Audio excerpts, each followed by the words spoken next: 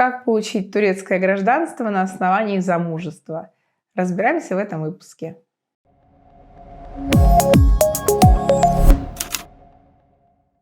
Для начала я хочу поговорить о тех требованиях, которые предъявляются кандидату на получение гражданства по причине замужества. Вы должны быть в непрерывном браке с гражданином Турецкой Республики как минимум на протяжении 3 лет.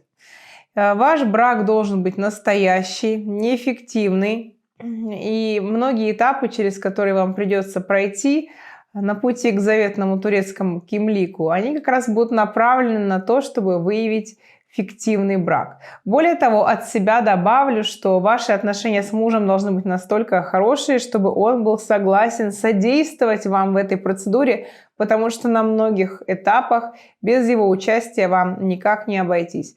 Ну и, конечно же, кандидат не должен нести угрозу национальной безопасности и общественному порядку. Вам не нужно проживать со своим супругом все 3 года на территории Турции, но очень важно, чтобы ваш брак был либо зарегистрирован в Турции, либо был легализован на территории Турции, если вы поженились в другой стране. Что касается процедуры, турецкое гражданство приобретает все большую и большую популярность, заявок очень много, поэтому мы можем говорить в сегодняшних реалиях только об удлинении процедуры и о тенденции к усложнению процедуры. Поэтому на сегодняшний день мы можем говорить, что заявки рассматриваются примерно 1-3 года, а то и больше.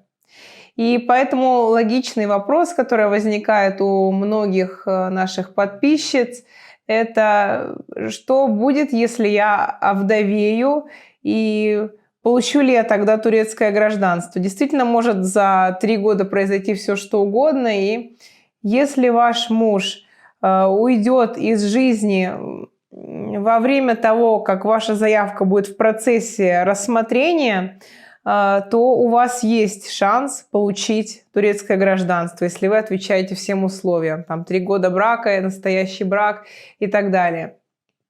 Но если вы, как вдова, будете подавать только на гражданство после смерти своего супруга, то в сегодняшних реалиях, к сожалению, скорее всего, вам в гражданстве откажут, потому что главным требованием является действующий на сегодняшний день брак, а так как вы потеряли статус официальной жены и приобрели статус вдовы, то вы в браке не состоите, получается. Поэтому в гражданстве на основании именно брака вам будет отказано.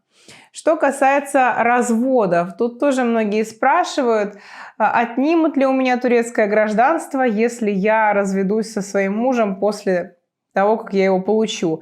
Здесь тоже важный такой нюанс. Если вы уже на руки получили турецкий кимлик, если вам его выдали, то, естественно, в жизни может произойти все, что угодно. И если вы разведетесь после того, как получили гражданство, то никто у вас не отнимет ваш турецкий паспорт. Но если вы разведетесь на этапе рассмотрения заявки, то, скорее всего, в гражданстве вам откажут и вашу заявку в положительном ключе не рассмотрят.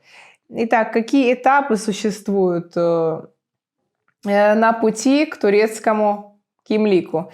Во-первых, вы должны обратиться в службу в управление по делам населения и гражданства. Она называется İl Vatandaşlık ve Nüfus Müdürlüğü. И там вы получите актуальный список документов, которые вам нужно будет собрать.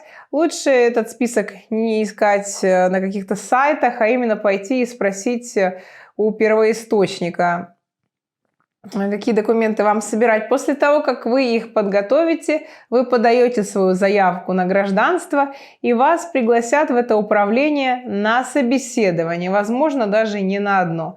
Этот этап как раз и будет направлен на то, чтобы выявить фиктивный брак. Вам будут задавать вопросы личного характера, которые, наверное, под силу только тем, чьи отношения действительно искренние и настоящие.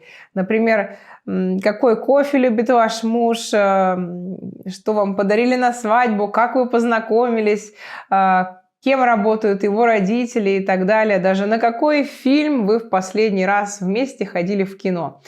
Вас могут даже развести с мужем по разным комнатам и спрашивать у вас одни и те же вопросы, ответы на которые должны совпадать. Далее ваш кейс перейдет на проверку в службу безопасности. Сотрудники службы безопасности могут даже прийти к вам домой. Хорошо, если они застанут обоих супругов дома.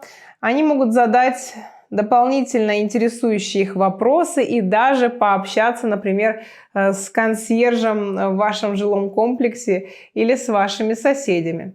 После того, как завершится этап проверки в службе безопасности, вас вызовут в губернаторство на уже личное собеседование. Вы предстанете перед комиссией, которая будет состоять из помощника губернатора и других важных государственных должностных лиц. Они будут спрашивать у вас именно уже о вашем отношении к Турции, как давно вы здесь, как вы живете здесь, что вы планируете делать, что для вас турецкое гражданство, что для вас получение турецкого кимлика и так далее. Я не слышала от своих друзей и знакомых, чтобы у кого-то спрашивали какие-то исторические даты или заставляли спеть турецкий гимн наизусть. Наверное, просто у комиссии нет на это времени в связи с огромным количеством заявок. Дальше вам выдадут номерок для отслеживания и сайт, на котором вы будете отслеживать свою заявку на гражданство. И когда произойдет чудо и ваш турецкий кимлик будет готов, вы снова торжественно придете в службу по делам населения и гражданства, сдадите там свой розовенький ВНЖ и получите, наконец-то, настоящий турецкий паспорт. Я желаю тем, кто искренне любит Турцию, кто хочет получить турецкое гражданство, чтобы эта процедура прошла для вас максимально быстро и без проблем. Ну а если все-таки вы столкнулись с какими-то трудностями на каком-либо из этапов, то поделитесь, пожалуйста, своим опытом в комментариях, и мы попробуем разобраться в конкретно вашей ситуации. Подписывайтесь на наш канал, ставьте лайки и обязательно делитесь этим видео с друзьями. До встречи в следующих роликах.